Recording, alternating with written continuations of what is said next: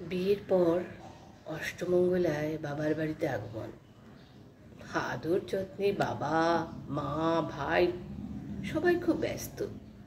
নয়না সবচেয়ে অবাক হলো যখন মা ভাইকে বলল, বাবু জল তুলে রাখতো, দিদি স্নানে যাবে। ছোট ভাই বন্ধুরা সহ মার্বেল খেলছিল। মায়ের আদেশে এক মুহূর্ত দেরি না করে স্নানঘরে গিয়ে জল তুলতে লাগলো। নয়নার বিস্ময়ের শেষ রইল না, কেননা মায়ের কোনো কথাই সে কানে নেয় না। সেটা যদি নয়নার সাহায্য করার বিষয়ে হয় তাহলে তো ফিরে তাকানোর প্রশ্নই আসে না। সেই ভাই এক কথায় শক্ত কল চেপে চেপে জল তুলতে লাগলো। স্নান শেষ করে বরকে খাবার পরিবেশন করতে গেলে মা জোর করে, আমি দেওয়া থোয়া করছি, তুই খেতে বস। আমি আগে খেতে বসবো? হ্যাঁ, জামাইয়ের সাথে বসে খেয়ে নে। এই মা ছোট থেকে শিখিয়েছে সবার শেষে লোকচক্ষুর আড়ালে খেতে হয়। খাওয়ার পর একটু থালাগুলো নয়নাকে ধরতে দিল না মা। এই বাড়িতে বেশ পরিবর্তন হয়েছে 8 দিনে। মা কিছুক্ষণ পর পর টুকটাক রান্না নিয়ে এসে খেতে বলে।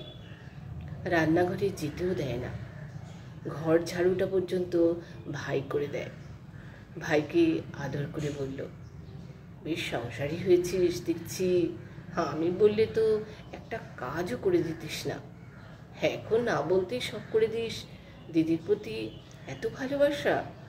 তো মহারাজ, এই উন্নতির কারণ কি? ও মলিন হেসে কিছু না বলে চলে গেল।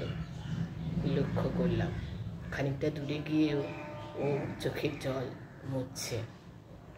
সবার এত ভালোবাসা যত্নে নিজের বাড়িটাকে কেমন যেন আত্মীয়ার বাড়ি মনে হলো। কোথায় গেল মায়ের সে শাসন?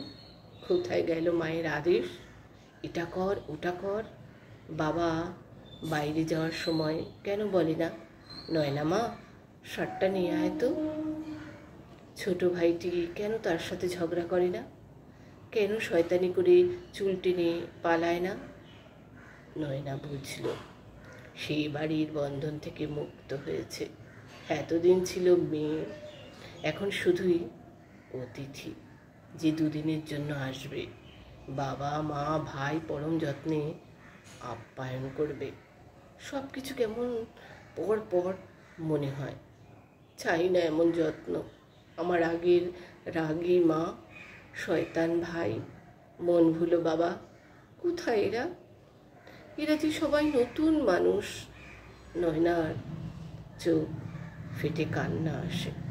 গল্প অতিথি, লেখক জয়ন্ত কুমার। জয়। ভালো লাগলে একটা লাইক কমেন্ট করে দেবেন।